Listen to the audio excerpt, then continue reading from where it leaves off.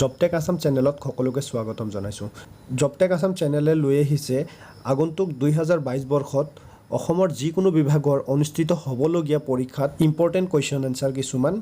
তো ভিডিঅ'টো স্কিপ নকৰা কৰি শেষলৈকে চাই থাকক। যদি আপুনি আমাৰ চেনেলত প্ৰথমবাৰৰ বাবে আহিছে তেতিয়াহ'লে চেনেলটো ছাবস্ক্ৰাইব কৰক, কাষত থকা বেল আইকনটো প্ৰেছ কৰিব।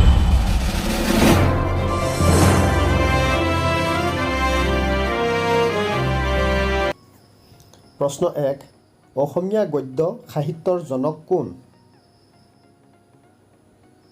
ইয়াৰ উত্তৰ হ'ল ভট্টদেৱক। প্ৰশ্ন 2, প্ৰথম অসমৰ ছনেট কবি কোন? ইয়াৰ উত্তৰ হ'ল হেমচন্দ্ৰ গোস্বামী। প্ৰশ্ন 3, মষ্ট ইম্পৰ্টেণ্ট 90% চান্স আছে। অসমীয়া ভাষাৰ প্ৰথম কবিতা পুথিখনৰ নাম কি? মনত ৰাখিব, ইম্পৰ্টেণ্ট কুৱেশ্যন। ইয়াৰ উত্তৰ হ'ল হেম সৰস্বতী প্ৰহ্লাদ চৰিত। নেক্সট 4 নম্বৰ প্ৰশ্ন, অসমীয়া সাহিত্যত ৰোমান্টিক যুগৰ আৰম্ভণি কেতিয়াৰ পৰা হৈছিল? ইয়াৰ উত্তৰ হ'ব জোনাকী কাকত ওলোৱাৰ পৰা। প্ৰশ্ন 5, প্ৰথম অসমীয়া কথাছবি জয়মতীৰ মূল নায়িকা গৰাকী কোন আছিল? ইয়াৰ উত্তৰ হ'ব আইদেউ সন্দিকৈ।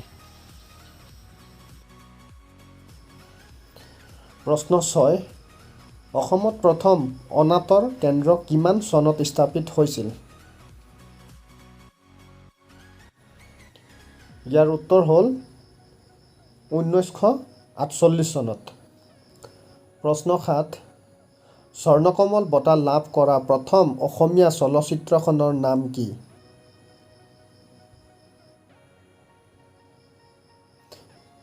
ইয়াৰ উত্তৰ হ'ল হালধীয়া চৰায়ে বাওধান খায়, 1987 চনত লাভ কৰিছিল।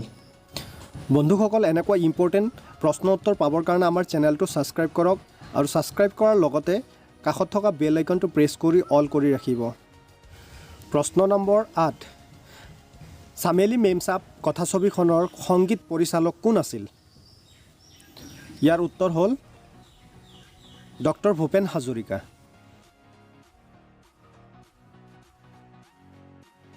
প্ৰশ্ন নম্বৰ 9, শ্ৰেষ্ঠ সংগীত পৰিচালক বঁটা প্ৰাপ্ত প্ৰথম অসমীয়া ছবিখনৰ নাম কি? ইয়াৰ উত্তৰ হ'ল আব্দুল মজিদ পৰিচালিত চামেলি মেমচাপ।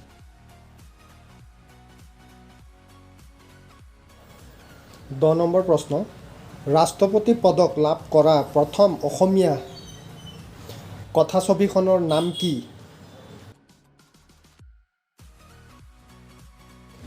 ইয়াৰ উত্তৰ হ'ল নিপ বৰুৱাৰ পৰিচালিত ৰঙা পুলিচ।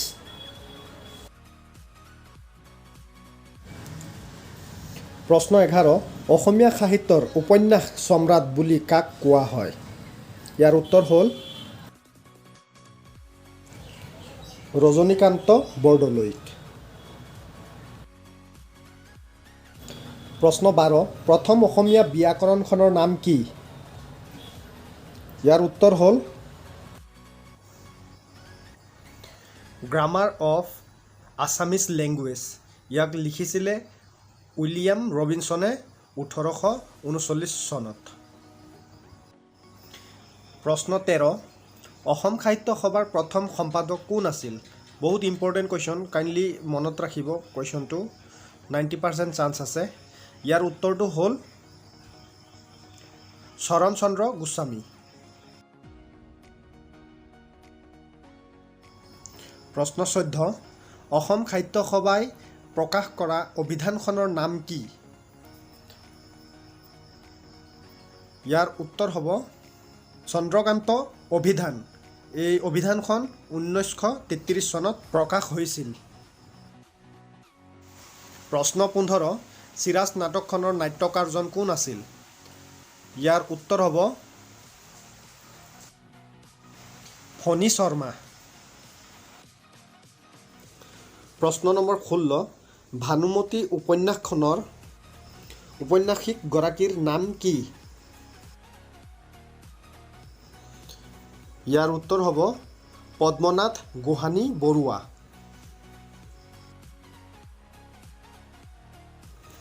প্ৰশ্ন 17 সাহিত্য একাডেমী পুৰস্কাৰ লাভ কৰা প্ৰথম অসমীয়া পুথিখনৰ নাম কি? ইয়াৰ উত্তৰ হ'ল বনফুল। 1952 চনত লেখক হৈছে যতীন্দ্ৰনাথ দুৱৰা।